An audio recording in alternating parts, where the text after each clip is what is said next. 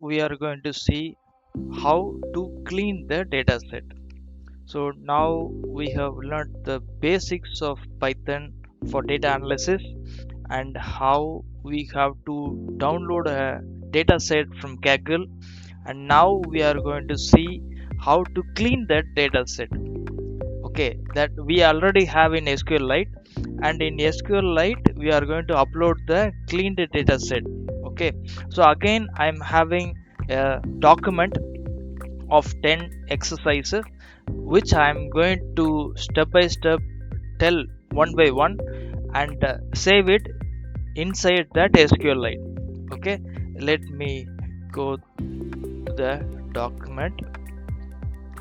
Okay, here this is where we are going to enter one by one the program. Okay, so this is the data cleaning programs.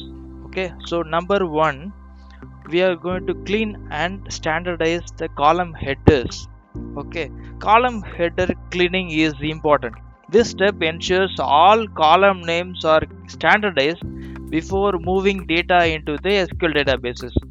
By stripping hidden spaces, replacing spaces or hyphens with underscores, and converting everything into lowercase, you avoid syntax errors during queries. So clean headers guarantee smooth joins, aggregations, and schema migrations across the relational systems like PostgreSQL or MySQL or SQLite even. Okay, so we are using SQLite. So I'm copying this and going to paste in the cell. Click on this. Otherwise, you can do Shift Enter also. Okay, see this standardized column SQL columns. Okay, so we already have the database and we are integrating, we are cleaning the database. Okay, I'm sorry, the table. Okay, we already have that SQLite. See, 10,000 rows we have. Okay, so next program I'm going to do this. This is for passing and converting data strings into true timestamps. Okay, let me paste it in the cell and run it. See, so data passing is important. Raw text dates cannot be used for calculations or sorting. Converting them into date time objects unlocks powerful time series operations. The errors like coerce flag prevents crashes by marking invalid entries. Okay, this transformation is essential for analyzing shipping delays, seasonal trends, or forecasting sales patterns in dashboards. Okay, let me go to the next standard uh, program. So this is also important. So here we are calculating shipping delays. I'm running it. See, we are subtracting order date from ship date, which produces exact day counts for delivery delays. So we are using D, DT days extracts the trigger difference.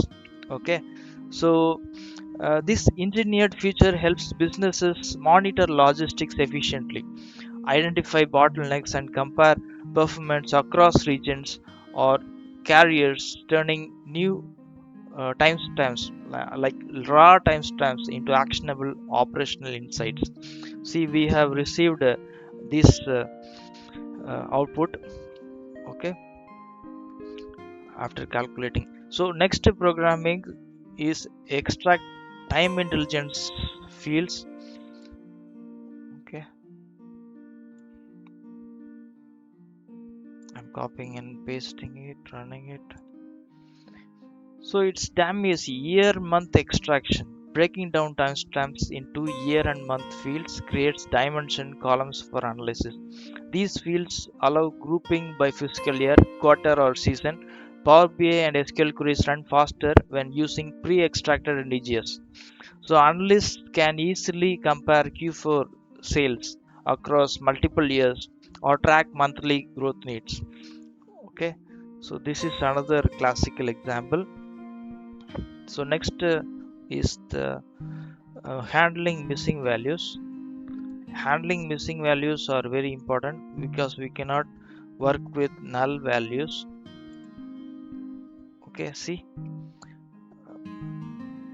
So here null value imputation. Missing values can distort aggregations and cause reporting errors. Filling postal codes or states with unknown ensures structural consistency. This placeholder prevents blank categories from splitting charts or skewing totals. Imputation is a critical step in maintaining reliable dashboards, especially when preparing data for executive decision making or forecasting models. Okay, so now we are having a clean data set now. Next is isolating prefix codes. Let me copy and paste it. Okay, so next is the sixth exercise. Complex product IDs often contain embedded category codes. Splitting strings at hyphens and capturing the first element isolates these prefixes. So this simplifies inventory classification by separating broad categories like furniture or office supplies from specific SKU, like like shopping keeping unit, like I told, no. So prefix extraction supports high level reporting and help managers analyze product performance by category. Okay, next is the one which is stripping white spaces and trimming. Okay, so this is a very simple code, just few comments. I have typed and saved it already. Okay, so in the seventh exercise we are seeing invisible spaces in categorical fields can create duplicate groups. For example, consume or consumer. Okay, consumer's place would be treated as separate categories. So we can use like string strip removes these inconsistencies, ensuring accurate grouping. Clean categorical data prevents misleading pivot tables and guarantees that dashboards reflect true customer segments or product categories. Okay, so exercise 7 we saw the cleaned table. Next we will see the eighth exercise, outlier classification. Okay, I'll run it. So profitability flagging, applying a lambda function to classify transactions as profitable or loss making. Profitable it will say 1 and loss making it will say 0. Look at the count and the data type. Managers can isolate risky orders. Okay, instant filtering in dashboards. It simplifies our work. It transforms raw profit numbers into actionable business intelligence. Okay, look at the way how Python is using data analysis. Okay, next we'll have this global matrix duplication, and let me run this. Okay, so global deduplication. Duplicate rows inflate KPIs like revenue or order counts, misleading stakeholders. Dropping duplicates ensures each record is unique. This step compares all columns, retains the first occurrence, and removes redundant entries. Clean, deduplicated data guarantees accurate reporting, prevents double counting, and strengthens no trust in analytics presented in the executives. So in this way we can make our dashboard clean and presentable. Looking to the final 10th exercise. So optimizing table structure is also important. Here we are just using a if case. Okay, so just 4 lines of code will work. Look at the way how it is easy.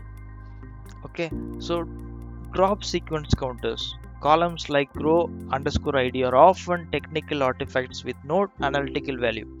Dropping them reduces storage size and speeds up refresh times in BI tools.